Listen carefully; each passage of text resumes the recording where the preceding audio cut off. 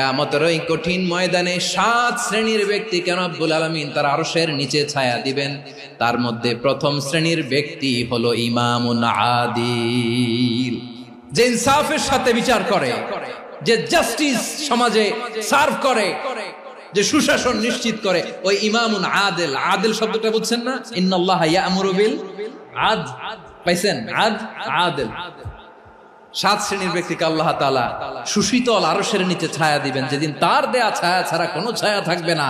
এর প্রথম হচ্ছে ইমামুন আদিল, ন্যায়পরায়ণ শাসক। চিল্লায় বলেন সুবহানাল্লাহ।